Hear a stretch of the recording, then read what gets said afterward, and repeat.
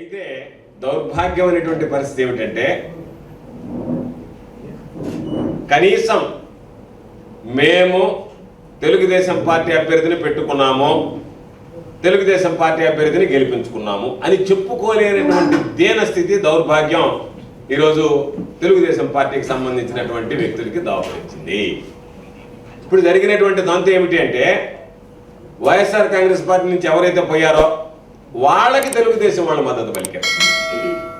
మా తరఫున అభ్యర్థి పోటీ చేశారని చెప్పుకోలేకపోయారు. నెల్లూరు నగర మున్సిపల్ కార్పొరేషన్లో కానీ, బుచ్చిరెడ్డిపాలెంకు సంబంధించినటువంటి ఇద్దరు డిప్యూటీ చైర్పర్సన్ల ఎన్నికల్లో కానీ ఎక్కడా కూడా తెలుగుదేశం పార్టీ బీ ఫారం ఇచ్చింది, తెలుగుదేశం పార్టీ బీ ఫారం మీద గెలిచామని తెలుగుదేశం పార్టీ బీ ఫారం ఇచ్చేటువంటి సాహసం కూడా చేయలేకపోయింది. ఇది నారాయణ అయితే పాపం అనుకున్నాడేమో, ఎందుకంటే కార్పొరేటర్లు ఎలాగో ప్రజల ముందు దోషులుగా నిలబడతారు. ఎందుకు దోషులుగా నిలబడతారు? ఆ రోజు కార్పొరేటర్లకు ఓట్లు వేసింది వాళ్ళ అందం చూసో వాళ్ళ ఆకారం చూసో వేయలే. జగన్మోహన్ రెడ్డి గారిని చూసి, వైఎస్ఆర్ కాంగ్రెస్ పార్టీ ప్రభుత్వాన్ని చూసి ఓట్లు వేశారు, గెలిచారు. గెలిచిన తర్వాత ఈరోజు ఫిరాయించారు.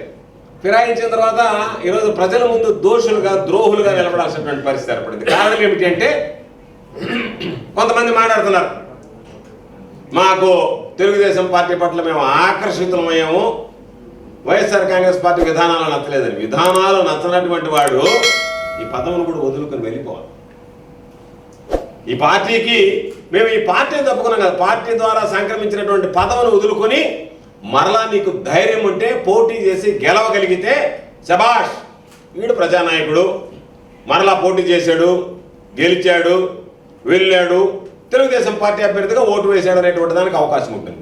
అలా కాకుండా వైఎస్ఆర్ కాంగ్రెస్ పార్టీ బీ ఫారం మీద జగన్మోహన్ రెడ్డి గారి ఫోటో పెట్టుకొని గెలిచినటువంటి ప్రబుద్ధులు ఈరోజు ఫిరాయించి మేము వైస్ చైర్పర్సన్ ఎన్నికల్లో, డిప్యూటీ మేయర్ ఎన్నికల్లో మేము తెలుగుదేశం పార్టీకి వంతకాగా, అది వీళ్ళ మీద ఉన్నటువంటి వ్యతిరేకతని ఈ 2 రోజుల్లో పాపం నారాయణ గమనించాడు. కాబట్టి నాయన ఇది ఏదో వ్యవహారం ప్రమాద స్థాయిలో ఉన్నట్టుందని నారాయణ పాపం టిఫిన్ చేసిన దాకా ఉన్నాడు. తర్వాత పలాయన చెత్తగించాడు.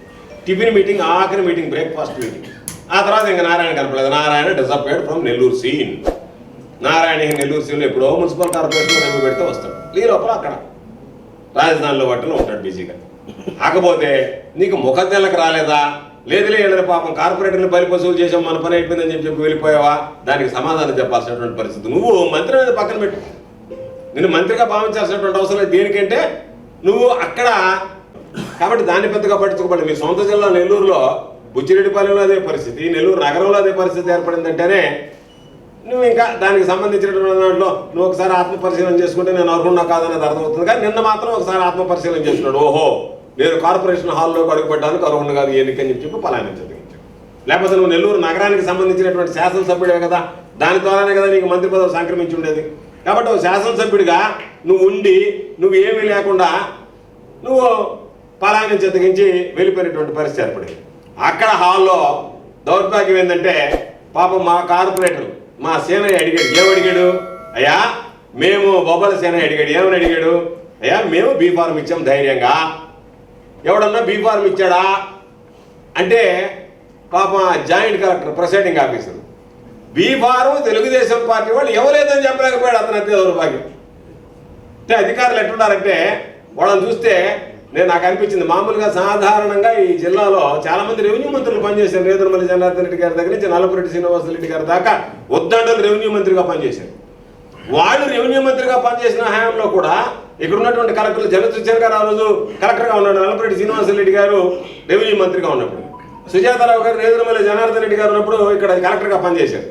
వాళ్ళు కలెక్టర్లుగా పనిచేసిన అంత అనుభవం కలిగినటువంటి వ్యక్తులు మంత్రులుగా ఉన్నా ఏదన్నా ప్రజలకు సంబంధించి తేడా వస్తే వెళ్ళి చెప్పేవాడు, వాళ్ళు నచ్చ చెప్పేవాడు. ఇదిగో ఇది చేస్తే ఇది వ్యతిరేకం, ఇది మంచిది కాదు అని చెప్పి వినేవాడు. ఈ రోజు వాళ్ళకన్నా ముందు ఈడు అనుకొని ఉంటారు కలెక్టర్లు, జాయింట్ కలెక్టర్లు. ఈడిపోయి చెప్తున్నారు వాళ్ళకి ఏ విధంగా చెడగొట్టాలి వ్యవస్థనని చెప్పి. దానిలో భాగంగా ఒక అంశాన్ని ఒక కార్పొరేటర్ అక్కడ ఉండేటువంటి సభ్యుడు లేవనెత్తే జాయింట్ కలెక్టర్కి రాసి ఇవ్వాలంట. రాసి ఇస్తే జాయింట్ కలెక్టర్ రాసి ఇస్తాడంట మళ్ళీ తిరిగి నోటితో చెప్పడం. అంటే నోటితో చెప్పడానికి ఇబ్బందికర పరిస్థితులు ఏర్పడ్డాయని పాపం వాళ్ళు చెప్పుకోలేకపోయారు. ఎమ్మెల్యేలు వాళ్ళు మేము మా అభ్యర్థిని గెలిపించుకున్నామని చెప్పి వచ్చినా అయితే వాళ్ళు అడుగుతున్నారు, మీరు ఎవరిని గెలిపించారు? ఇండిపెండెంటే కదా అంటే ఇండిపెండెంటా ఓయమ్మ ఇండిపెండెంట్ అని చెప్తే ఏమో లేదు మేము గెలిపించుకున్నామా మేము ఒక ఆయన ఏమో మామూలుగా నెల్లూరు రూరల్ ఎమ్మెల్యే గారు ఆయన కానుగ్గా ఇచ్చాడంట ఎవరికి లోకేష్ బాబుకి చంద్రబాబు నాయుడు గారికి డిప్యూటీ సీఎంకి ఏం కానుక ఇచ్చావు మా ఎమ్మెల్యే అభ్యర్థిగా గెలిచినటువంటి వాడిని తెలుసుకుని నువ్వు కానుక ఇచ్చిన ఆయనకి మాకు సంబంధించి కార్పొరేటర్ అభ్యర్థిగా గెలిచిన డిప్యూటీ మేయర్ చేసి కానుక ఇస్తారా ఒరే ఏదన్నా మాట్లాడాలన్నా చేయాలన్నా కూడా ఏ విధంగా ఎవరు చెప్పారు ఇప్పుడు విప్పు చెల్లదని చెప్పాడు ఎవడో ఒక కాన్స్టిట్యూషనల్ ఎక్స్పర్ట్ ఒక ఆయన రాజ్యాంగ నిపుణులు తీసుకొచ్చారంట రాత్రి ఆయన రాజ్యాంగ నిపుణుడు వచ్చి అన్ని పరిశీలించే 1/3 2/3 3/3 అసలు కనీసం మీకు అవగాహన ఉందా మీకు తెలుసా విప్పుని గురించి తెలుసా 1/3 ఏంది 2/3 ఏంది అటువంటి రాజ్యాంగ నిపుణులు పెట్టుకోను కదా అన్యాయం అయిపోతున్నది మీరు 91వ అమెండ్మెంట్ జరిగిన తర్వాత రాజ్యాంగ సవరణ జరిగిన తర్వాత అనేక రకాలైనటువంటి నిర్ణయాలు తీసుకున్నారు మీకు తెలియకపోతే తెలుసుకోండి పాపం కొంతమంది ప్రశ్నలు కూడా తప్పుదారి పట్టించారు లేదంట 2000 వెళ్ళిపోయారంట విప్పు చెల్లదంటారు విప్పు తెలియదండి 100% వెళ్ళిపోయినా ఆ పార్టీ పెట్టినటువంటి వ్యక్తి మర్జీ చేయడానికి ఉన్నటువంటి సంస్థాగతంగా ఉన్నటువంటి సభ్యులందరూ ఒప్పుకుంటే తప్ప మర్జీ కావాలంటే తప్ప అప్పుడు ప్రజారాజ్యాన్ని కాంగ్రెస్ పార్టీలో మర్జీ చేయడానికి పాపం చిరంజీవి చెమటలు పెట్టినంత సులభంగా పెట్టాడు పార్టీ పెట్టినంత సులభంగా మర్జీ చేయలేకపోయాడు మర్జీ చేయడానికి చెమటలు పట్టాయి కాబట్టి పూర్తిగా పార్టీ విలీనమైతే తప్ప ఆ పార్టీకి సంబంధించినటువంటి వ్యక్తి ఎవడు ఫిరాయించినట్టే 100% వెళ్ళిపోయినా కూడా వాడు ఫిరాయింపుల కిందకి వస్తారు 91 రాజ్యాంగ సవరణలో తీసుకున్నటువంటి నిర్ణయాల్లో ఈరోజు చాలా మంది తెలియక మాట్లాడుతున్నారు 2-3 నిర్ణయాలు ప్రధానమైన నిర్ణయాలు ఉన్నాయి వాటిలో ఒకటి ఏంటి ఎవరైతే లోక్సభలో ఎంత సంఖ్య ఉందో ఆ సంఖ్యలో 15% మందే మంత్రులుగా ఉండాలి ప్రధానమంత్రితో కలిసి ఈరోజు ఆంధ్ర రాష్ట్రానికి సంబంధించి ఎంత శాసనసభ స్థానాలు ఉన్నాయో దానిలో 15% ఉండాలా ముఖ్యమంత్రితో కలిసి అందుకే మనకి 26 మందిని ఎందుకు పెడతారు లేకపోతే 50 మందిని పెట్టి కూర్చోడా ఈరోజు చంద్రబాబు నాయుడు 26 మందిని ఎందుకు పెట్టాడు ముఖ్యమంత్రి గారుగా ఇంక 25 మంది ఉండాలి కాబట్టి అంతకు మించి ఇవ్వడానికి లేదు దాంట్లో ఆ 91 అమెండ్మెంట్లో వచ్చినటువంటిదే ఈ విప్ అనేటువంటిది గతంలో ఈ 1/3 ఏదైతే ఉన్నదో అది మొత్తం తీసేశారు 1/3 లేదు 2/3 లేదు అసలు ఆ విప్ అనేటువంటి దాంట్లో పార్టీ నుంచి కానీ ఎవడన్నా కానీ పార్టీని దగ్గర నుంచి వెళ్ళి అతను అనర్హుడు అని చెప్పి అందుకే ఈరోజు దానికి సంబంధించినటువంటి కాగితాలు కూడా రెడీ చేసాం కాకపోతే నోటుకుండా మాట్లాడినటువంటి జాయింట్ కలెక్టర్ ఏం చేస్తాడో తెలియదు కానీ లేకపోతే ఈరోజు దానికి సంబంధించి రెడీ చేసాం అదేవిధంగా బుచ్చిరెడ్డి పాలనకు సంబంధించి డిప్యూటీ చైర్పర్సన్ ఎన్నికలకు సంబంధించి కూడా రిటర్నింగ్ ఆఫీసర్కి ఇస్తున్నాం ఒకవేళ వాళ్ళు కనుక చర్యలు తీసుకోకపోతే దాని మీద కోర్టును ఆశ్రయించి ఈరోజు కేరళ హైకోర్టు ఇచ్చింది స్పష్టమైనటువంటి తీర్పు ఇచ్చింది ఏమని లేదు చెల్లదు మీరు చెప్పినట్టుగా గెలిచినటువంటి వాడు తన పదవికి రాజీనామా చేసి వెళ్లాల్సిందే తప్ప తన పదవికి రాజీనామా చేసి పార్టీ ఎవరో ఒకసారి రాత్రి పొద్దుపోయి 12 మంది రాజీనామా చేసామని బుచ్చిరెడ్డి పాలన నాకు వాట్సాప్ పెట్టారు నాకెందుకు వాట్సాప్ పెట్టారంటే ఆయన రాజ్యాంగ నిపుణుడు ఆడ తెలియదు బుచ్చిరెడ్డి పాలనలో కాన్స్టిట్యూషనల్ ఎక్స్పర్ట్ ఆయన అంట జిల్లా అధ్యక్షుడికి కాగితం పెట్టేస్తే సరిపోతుందని చెప్పారంటే కోర్టుకు పైన జరగదని చెప్పారు నాకు కాగితం పెడితే మీరు పదవులన్నీ మీ దగ్గర పెట్టుకొని పార్టీకి రాజీనామా చేసినట్టుగా నాకు కాగితం పెడితే ఆ కాగితం చదవడం చిక్కుగా నవ్వులాట లేకపోతే ఏదన్నా మీరు రాజకీయ పార్టీకి సంబంధించినటువంటి వాళ్ళ నాకు 12 గంటలు కూడా పెట్టి బాబు మావాడు చెప్పాడు ఫోన్ చేసి సరే ఎవరో ఒక మెసేజ్ పెట్టినా నేను ఓపెన్ చేయడానికి భయపడుతున్నానని చెప్పి ఓపెన్ చేస్తే ఏం కాదు కానీ ఆయన ఓపెన్ చేస్తే ఉంది ఇప్పుడు మన ఇద్దరికి పంపించినంత మాత్రమే పార్టీ ఆవిర్భవించినటువంటి వాళ్ళం మనమేం కాదు పార్టీ మనం పెట్టినటువంటి వాళ్ళం కాదని చెప్పి ఎందుకంటే ఇవన్నీ చూస్తే ఒక జోకర్ లాగా మళ్ళీ ఉప ముఖ్యమంత్రి ఒకటి మీకు ఎక్స్ట్రా గేరు ఇన్ని పెట్టుకొని మీరు అంత బలంగా ముందుకు పోవాల్సినటువంటి బీఫార్మీ లేకపోయినారు ఎంతబ్బా నెల్లూరు కార్పొరేషన్కి బీఫార్మీ లేకపోతే ఈ గోవురికి తీసుకుని బీఫార్మీకి పోతుంది ఎందుకు పాపం రాత్రులంతా వాళ్ళని తీసుకుని మీరు పాపం మీ క్యాంప్ రాజకీయాలన్నీ నేను బీఫార్మీ ఇవ్వకుండా వైఎస్ఆర్ కాంగ్రెస్ పార్టీలో గెలిచినటువంటి వాళ్ళకి అసలు మన గుజ్జులు అయితే ఇంకా గౌరవం ఇద్దరు గెలిచినారు పాపం తెలుగుదేశంలో వాడికి ఇచ్చినా బాగుండేది వాడికి ఇస్తే వీళ్ళు వెళ్తా ఉన్నారు మా వాళ్ళు మేము వెనక్కి వెళ్తామని చెప్పి వాళ్ళమ్మడు ఉన్నాడు ఆయన మన వాళ్ళు ఎట్టో ఒకటి చదువు చెప్పచ్చు వాళ్ళు పోతే మళ్ళీ అసలు ముదుటికి మోసం వస్తుందని చెప్పి మన వాళ్ళని చదువుకోవడానికి మా వాళ్ళకి ఇస్తాం మా వాళ్ళంటే మాకు సంబంధించినటువంటి వాళ్ళు మా పార్టీ వాళ్ళని అర్థం మా తరఫున మా మాట విన్నటువంటి మా కార్పొరేటర్లు మా వాళ్ళు మా పార్టీ వాళ్ళు కాబట్టి ఈరోజు ఆ అమెండ్మెంట్ వచ్చిన తర్వాత ఏమీ తెలియకుండా ఎవడో ఒక ఆయన అర్ధరాత్రి పోయి జాయింట్ కలెక్టర్కి ఇచ్చే నెల్లూరులో ఎవరో చెప్పారు సార్ అందరూ పరిగిస్తూ ఉన్నారు ఏడకు పరిగిస్తున్నారని ఆయన ఏమో తెలియస్తారంటే అన్ని కార్లనే పోతా ఉన్నట్టు ఏడకు పోతున్నట్టు జాయింట్ కలెక్టర్ బంగ్లాగా పోయి జాయింట్ కలెక్టర్ ఏమైనా కిడ్నాప్ చేస్తారేమో అనుకున్నాను ఎందుకంటే నేను తిరుపతిలో జరుగుతుంది కదా రాత్రి ఎలక్షన్కి ఏం లేకుండా చేస్తారేమో అధికంలో పోతున్నారేమో అనుకున్నాను కాదండి ఆయన కాగితం ఇవ్వడానికి పోయారు ఆయన కాగితం ఇచ్చి ఆయనకి మొత్తం మేమందరం రాజీనామా చేసేసాం వైఎస్ఆర్ చేయడానికి ఏం అధికారం ఉంది జాయింట్ కలెక్టర్ వైఎస్ఆర్ కాంగ్రెస్ పార్టీకి రాజీనామా చేశామని చెప్పి కార్పొరేటర్లకు ఇస్తే ఆయన్ని గుర్తించమన్నారంటే చీలిక వర్గం కింద వెళ్ళాలి. ఆయనకి ఎంతలో రాజ్యాంగం హక్కు ఉందో నాకు తెలియదు. జాయింట్ కలెక్టర్ గారికి మేము చీలిక వర్గము వైఎస్ఆర్ కాంగ్రెస్ పార్టీలో మమ్మల్ని గుర్తించండి చీలిక వర్గం కింద, కాబట్టి అప్పుడు మా మీద అనర్హత వేయబడుతుంది. ఎన్ని మోసాలు ఎందుకు చేశారు మీరు? కార్పొరేటర్లు ఎదుగు దిగారు, అయ్యా మా ఉద్యోగాలు పోయేటట్టుకుంటే మేము రాములని. దాన్ని అతిక్రమించడానికి అబ్బాయి చీలిక వర్గం ఏర్పడిపోయింది, రాజీనామాలు చేసాము, దొంగ నాటకాలు అన్నీ ఆడి ఏదో ఒక విధంగా వాళ్ళ చేత చేతులు ఎత్తించాను. అందుకని ఈరోజు ఒకటే గుర్తుపెట్టుకోండి, పాండవులు కూడా ఓడిపోయారు జూదంలో, కానీ కురుక్షేత్ర యుద్ధంలో పాండవులది పై చేయి. కాబట్టి ఈరోజు మీరు ఆడినటువంటి జూదంలో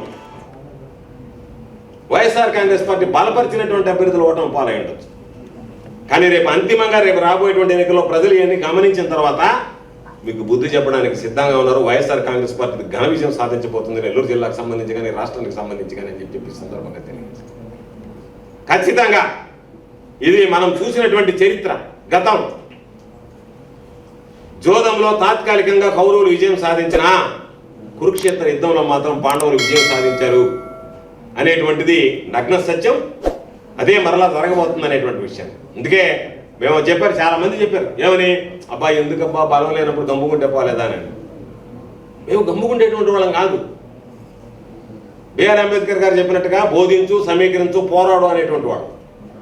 ఆయన అడుగుజాడల్లో ఆయన ఆశయాల కోసం నడిచేటువంటి వాడు. మేము పోరాడేటువంటి వాడు. మీలాగా అసలు నారాయణ అనేవాడు 4 సంవత్సరాల 9 నెలలు ఎక్కడున్నాడు తెలియదు. ఈరోజు వచ్చి ఆయన పాపం నెల్లూరు జిల్లా రాజకీయాలు, నెల్లూరులో ఉండే కార్పొరేషన్కి సంబంధించి అన్నీ మాట్లాడుతున్నాడు. మేము మీలాగా ఆ రోజు మీరు ఎన్నికల్లో క్యాండిడేట్ నిలబెడితే మేయర్ పదవికి నిన్ను పోటీ చేయించాం, ఆ స్థాయికి తగ్గకుండా రేపు వైఎస్ఆర్ కాంగ్రెస్ పార్టీ ప్రభుత్వం ఏర్పడిన తర్వాత నీకు పదవి ఇప్పించేటువంటి బాధ్యత మా అందరిదే అని చెప్పి చెప్పడం జరిగింది. మరలా ఈరోజు పత్రికాముఖంగా చెప్తున్నాం. దానితో పాటు ఎవరైతే కార్పొరేటర్లు ఈరోజు పార్టీ కోసం నిలబడ్డారు, నిలబడి పని చేశారు, ఏది ఏమైనా ఎన్ని ఒత్తిళ్లను లంగకుండా, ఎన్ని భయాలు పెట్టినా, ప్రలోభాలు పెట్టినా, బెదిరించినా, బ్లాక్మెయిల్ చేసినా భయపడకుండా నిలబడ్డారో వాళ్ళందరినీ రేపు గుండెల్లో పెట్టి చూసుకునేటువంటి బాధ్యత వైఎస్ఆర్ కాంగ్రెస్ పార్టీ ప్రభుత్వం జగన్మోహన్ రెడ్డి గారి దృష్టికి ఇప్పటికే పేర్లతో సహా పంపించాం. వీళ్ళు నీతిగా నిజాయితీగా మనతో నిలబడ్డటువంటి కార్పొరేటర్లు, వీళ్ళు మనతో నిలబడ్డటువంటి కౌన్సిలర్లు అని చెప్పి చెప్పడం జరిగింది. కాబట్టి వీళ్ళందరికీ కూడా గౌరవప్రదమైనటువంటి సముచితమైనటువంటి స్థానాన్ని ఇవ్వడానికి తప్పనిసరిగా ఇస్తాం, ప్రయత్నించడం అది ఇచ్చి తీరుతామనేటువంటిది ఈ సందర్భంగా తెలియజేస్తూ, ఈరోజు చూస్తే పరిస్థితులు బాధేస్తుంది. ఎమ్మెల్సీనే కిడ్నాప్ చేశారంటున్నారు ఎవరో పాపం తిరుపతికి సంబంధించినటువంటి దాంట్లో. నేరుగా పోలీసులకి ఒక పక్క హైకోర్టు తీర్పిచ్చింది ఏమని, మీరు వెళ్ళి వాళ్ళకి అండగా ఉండి తీసుకెళ్లి ఓటు చేయించమంటే పోలీసుల్ని నెట్టేసి తెలుగుదేశం పార్టీకి సంబంధించినటువంటి నాయకులు మీరు నా కారు ఆపుతారా, నన్ను ఆపుతారా అని చెప్పి పోయి లోపల పోయి లాగేటువంటి పరిస్థితి ఎక్కడ కూడా చూసాం. జిల్లా పరిషత్ 2014 నెల్లూరు జిల్లా 31 స్థానాలు వైఎస్ఆర్ కాంగ్రెస్ పార్టీ గెలిస్తే 15 స్థానాలు తెలుగుదేశం పార్టీ గెలిస్తే ఆ రోజు మా వాళ్ళని లాక్కుపోవడం, అక్కడే కొట్టడం, అక్కడే గందరగోళం చేయడం, చివరికి ఆ పక్క రూమ్లో ఎస్పీ కూర్చొని ఉన్నాడు, పక్క రూమ్లో కలెక్టర్ ఉన్నాడు. అయ్యా మా వాళ్ళని లాక్కుపోతున్నారంటే ఎస్పీ జోగుల నుంచి సెల్ ఫోన్ తీసినట్టు చూసుకొని జోగులు పెట్టుకున్నాడు. మా వాళ్ళని తెలుగుదేశం పార్టీ వాళ్ళు ఎస్పీ గెరివాల్ అతని పేరు, అతను జిల్లా పరిషత్లో పక్కన మా మీటింగ్ హాల్ పక్కన పక్కనలో కూర్చొని ఉన్నాడు సిఓ రూమ్లో. తెలుగుదేశం పార్టీకి ఇది ఆనవాయితీ. జిల్లా కలెక్టర్ గారు రెండోసారి సమావేశంలో వీళ్ళు గొడవ చేస్తున్నారు, వీళ్ళు నెట్టేయండి అంటే కొంతమంది పోలీసులు తెలుగుదేశం పార్టీకి సంబంధించిన జెడ్పీటీసీలు నెట్టేసిన వెంటనే ఎస్పీ వచ్చాడు. పాపం ఆ మైక్ ఆన్ అయింది తెలియదు ఆయనకి, ఎస్పీకి. కలెక్టర్ చెవులో చెప్పడానికి ప్రయత్నించి మైక్లో చెప్పేసిపోయాడు. ఏమని చెప్పాడు, మైక్ ఆన్ అంటే కలెక్టర్ కూర్చొని ఉంటాడు, నేను కూర్చున్నట్టే. వెనక నుంచి వచ్చి ఏం చెప్పాడు, పైనుంచి డీజీ గారు ఫోన్ చేశారు, sir your duty is not to control, your duty is only to provide law and order అంటున్నాడు. కాబట్టి మేము వాళ్ళని నెట్టలేమనండి.